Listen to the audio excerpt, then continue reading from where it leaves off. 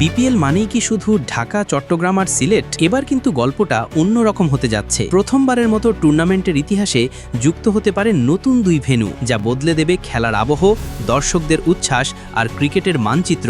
রাজশাহী, খুলনা, বরিশাল কিংবা বগুড়া, কোন শহরের ভাগ্যে জুটবে এই সুবর্ণ সুযোগ? মাঠে উঠবে নতুন রং, স্টেডিয়ামে বাজবে নতুন স্লোগান। আসুন জেনে নেই কিভাবে বদলে যাচ্ছে বিপিএল এর পরিধি এবং কোন স্টেডিয়ামগুলো নিতে পারে জায়গা এই ক্রিকেট উৎসবে। বাংলাদেশ প্রিমিয়ার লিগের গত 10 আসরে খেলা হয়েছে মূলত 3টি ভেন্যুতে, ঢাকা, চট্টগ্রাম ও সিলেট। এই 3 কেন্দ্রেই জমে উঠেছে টুর্নামেন্টের রোমাঞ্চ।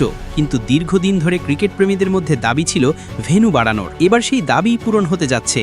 আসন্ন আসরে নতুনভাবে যুক্ত হতে পারে আরও 2টি ভেন্যু, যা দেশের ক্রিকেট মানচিত্রে নিয়ে আসবে নতুন উচ্ছ্বাস। রাজশাহী, খুলনা, বরিশাল এবং বগুড়া, এই 4টি শহরের স্টেডিয়াম এখন বিসিবির বিবেচনায় রয়েছে। এর মধ্যে উত্তরবঙ্গের রাজশাহী এবং দক্ষিণবঙ্গের বরিশাল বা খুলনার একটি স্টেডিয়ামকে নতুন ভেন্যু হিসেবে প্রস্তুত করা হচ্ছে।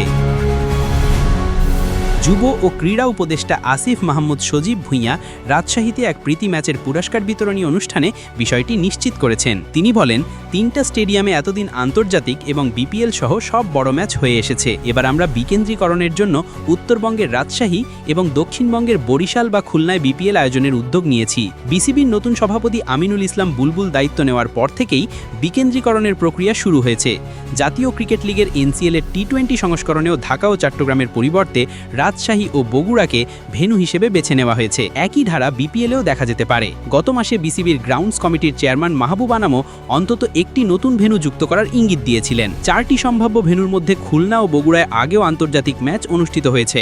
রাজশাহী স্টেডিয়াম যদিও আন্তর্জাতিক ম্যাচ দেখেনি, তবে বয়সভিত্তিক ও ঘরোয়া পর্যায়ে অনেক খেলা হয়েছে এখানে, আর স্পোর্টিং পিচের জন্য এর সুনাম রয়েছে। বরিশাল স্টেডিয়াম অনেক দিন ধরে ব্যবহার না হলেও এখন সংস্কারের কাজ চলছে দ্রুত গতিতে। তবে চ্যালেঞ্জও কম নয়। বগুড়ার স্টেডিয়ামে শেষ আন্তর্জাতিক ম্যাচ হয়েছিল 18 বছর আগে, আর খুলনায় খেলা হয়নি গত 8 বছর। রক্ষণাবেক্ষণের অভাবে এই 2 স্টেডিয়ামেই সংস্কারের বড় প্রয়োজন। বিসিবি ইতোমধ্যেই বগুড়ায় পিচ পরিদর্শনের জন্য বিশেষজ্ঞ পাঠিয়েছে এবং খুব শীঘ্রই এখানে ম্যাচ আয়োজনের আশাবাদ ব্যক্ত করেছে। খুলনার ক্ষেত্রেও একই পরিকল্পনা রয়েছে। বরিশাল স্টেডিয়ামের সংস্কার কাজ প্রায় পুরোদমে চলছে।